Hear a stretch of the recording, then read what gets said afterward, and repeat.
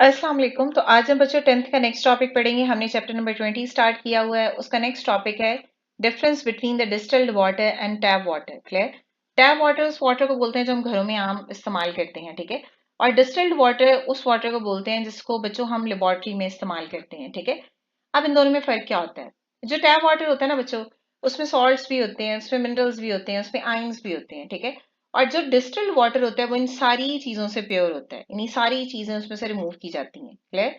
तो हम यही चीज़ को यहाँ पे डिटेल में पढ़ेंगे। तो सबसे पहले यहाँ पे देखो हमारे पास लिखा क्या हुआ है, water water which is supplied to our homes, shops and offices that comes through our taps and it is readily available for any usages. Clear? तो ये कहाँ से आता है? वाटर जो हम अपने घरों में, शॉप्स में, ऑफिसेज में इस्तेमाल करते हैं तो वो टैप से आता है। तो दिस वाटर में either comes from the river, lakes and ponds. तो ये घरों की टूटियों में जो वाटर आ रहा होता है वो पानी कहाँ से आएगा? वो रिवर से आता है, लेक से आता है, पॉन्ड से आता है। ये जो अंडरग्राउंड सोर्सेज हैं वाटर के, वहां से आता है। क्लियर? और इस पानी को हम इस्तेमाल करते हैं। इस पानी को शॉप्स में, ऑफिसेज में या घरों में इस्तेमाल किया जाता है। तो ऐसे वाटर को हम टैप वाटर बोलते हैं। Clear? The tap water contain the minerals. अब ये देखो, टैप वाटर में बच्चों होता क्या है? जो टैप वाटर है उसमें क्या क्या होगा? उसमें सॉल्ट्स होंगे। किसके? कैल्शियम के और मैग्नीशियम के। Clear? So depending upon the sources from where it is obtained. देखो सॉल्ट्स होंगे, लेकिन सॉल्ट्स कम है या ज्यादा है ये डिपेंड करता है कि पानी कहाँ से आ रहा है। पानी किसी ऐसी जगह से आ रहा है जहां पे सॉल्ट ज्यादा है, या पानी किसी ऐसी जगह पे आ रहा है जहां से सॉल्ट कम है। क्लियर? आइंस होंगे, बट कम या ज्यादा आइंस होंगे। जैसे अगर आपने अक्सर देखा हो बच्चों, कहीं से जो है वो टैप वाटर जो है वो ज्यादा सॉल्टी होता है, कहीं पे जो है वो सॉल्टी नहीं होता, ठीक है। ये जो हम घरों में पंप वगैरह लगाते हैं, पानी की बोरिंग करवाते हैं, तो वो पानी जब जमीन से आता है तो सम टाइम जो है वो पानी सॉल्टी होता है, सम टाइम मीठा पानी होता है, ठीक है। तो जो सॉल्टी होता है मीन्स वहां पे कैल्शियम और मैग्नीशियम के सॉल्ट जो है वो ज्यादा होंगे। फिर तो ये बात उसने की है that depending upon the source from where it is obtained. तो ये डिपेंड करता है कि वो किस सोर्स से आ रहा है। Also contain the chlorine and fluoride salts which are mixed during its treatment. देखो हमने पढ़ा हुआ है कि जब हम पानी को साफ करते हैं तो उसके लिए एक प्रोसीजर यूज किया जाता है, क्लोरीनेशन ऑफ वाटर। क्लोरीनेशन का मतलब क्या होता है? कि पानी को क्लीन किया जाता है उससे। क्लोरीनेशन ऑफ वाटर का मतलब क्या होगा? कि वाटर को क्लीन किया जाता है। अब जब आप क्लोरीनेशन ऑफ वाटर करते हो, क्लोरीन को उसमें ऐड करते हो, तो जाहिर सी बात है फिर क्लोरीन बीच में भी तो कुछ रह जाएगी ना। सो उसने ये बोला है कि its also contain the chlorine and fluoride salts which are mixed with during treatment. It's a conductor of electricity. अब ये देखो कंडक्टर ऑफ इलेक्ट्रिसिटी है, क्यों है? बिकॉज आइंस हैं, आइंस होंगे तो वो फ्रीली मूव करेंगे, और जब वो फ्री मूव करेंगे तो वो इलेक्ट्रिसिटी के कंडक्टर हो जाएंगे, ठीक है। Due to the presence of free ions, देखो due to the presence of free ions from the dissolved minerals. यानी जो टैप वाटर है, सबसे पहले हमने पढ़ा कि उसमें सॉल्ट्स होंगे कैल्शियम एंड मैग्नीशियम के, ठीक है। दूसरा हमने पॉइंट पढ़ा कि इसमें जो है वो क्लोरीन एंड फ्लोराइड सॉल्ट्स भी होंगे, क्योंकि हम इसको ट्रीटमेंट के लिए इस्तेमाल करते हैं, वाटर को साफ करने के लिए हम क्लोरीन को इस्तेमाल करते हैं। थर्ड पॉइंट हमने पढ़ा कि ये कंडक्टर ऑफ इलेक्ट्रिसिटी होंगे, यानी इसमें से इलेक्ट्रिसिटी गुजरेगी, रीजन क्योंकि इसमें आइंस प्रेजेंट है। क्लियर? फोर्थ पॉइंट क्या है? जो वाटर की पीएच होगी टैप वाटर की, that is in between 6.5 to 8.5 depending upon its source. तो हम पढ़ेंगे डिस्टिल्ड वाटर क्या। ये पहले हमने बच्चों यहाँ पे क्या पढ़ा है? टैप वाटर के बारे में। अब ये सेकंड पॉइंट हम पढ़ेंगे बच्चों, डिस्टिल्ड वाटर क्या होता है। क्लियर? तो ये मैंने आपको स्टार्ट में भी बताया था कि टैप वाटर में आइंस होते हैं, मिनरल्स होते हैं, और जो डिस्टिल्ड वाटर है वो इन सारी चीजों से क्लीन होता है, यानी अंदर कुछ भी नहीं होता। तो जब कुछ भी नहीं होगा तो वो चीज प्योर हो जाएगी फिर, ठीक है। Water obtained about the process of the distillation। Distillation की टर्म्स यहाँ पे भी आएगी, इसका मतलब है कि हम हीट करेंगे सब्सटेंस को, ठीक है। Water obtained after the process of the distillation is called a distilled water।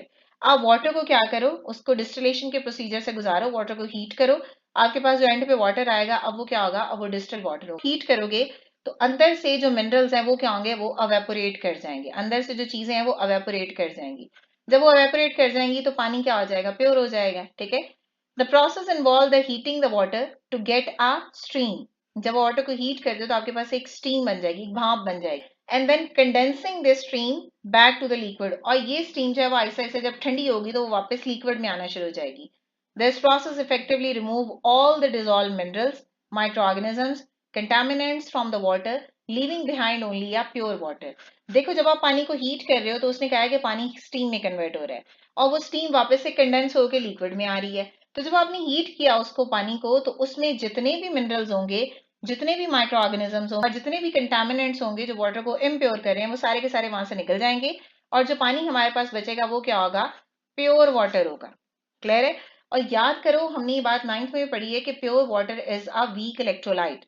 Pure water जो है वो आयंस नहीं बनाता। क्यों नहीं बनाता? तो यही रीजन है ना, उसमें कुछ है ही नहीं, आयंस नहीं है, उसमें मिनरल्स नहीं है, तो वो आयंस कैसे बनाएगा? The purity of the distilled water make it ideal for use in the laboratory. अब ये जो वाटर की, डिस्टिल्ड वाटर की प्योरिटी है ना, देखो जब ये प्योर होगा तो ये नॉन रिएक्टिव होगा, ठीक है, तो इसीलिए हम इसको लेबोरेटरी में आसानी से इस्तेमाल कर सकते हैं।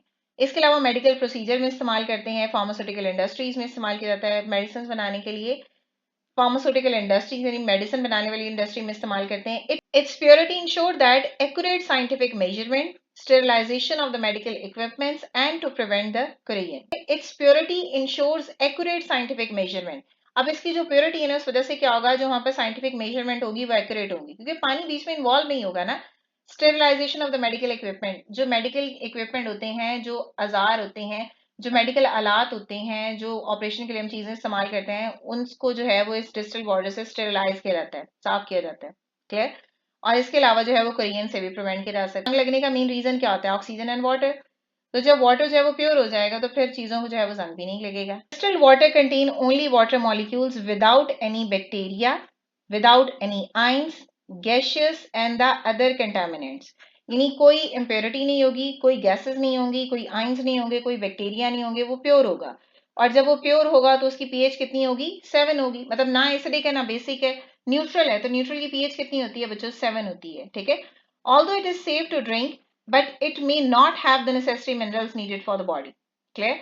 तो पीने के लिए उसने कहा कि वो सेफ है, बट बॉडी को जो मिनरल्स चाहिए वो इसमें प्रेजेंट नहीं है, ठीक है। It's also a bad conductor of electricity due to the absence of ions. Ions नहीं होते तो इलेक्ट्रिसिटी पास नहीं होती, क्लियर। सो यहाँ पे क्वेश्चन है, why tap water is a conductor of electricity whereas distil water is not, clear. अब जो टैप वाटर है वो इलेक्ट्रिसिटी का कंडक्टर है, बट जो डिस्टिल वाटर है वो इलेक्ट्रिसिटी का कंडक्टर नहीं है।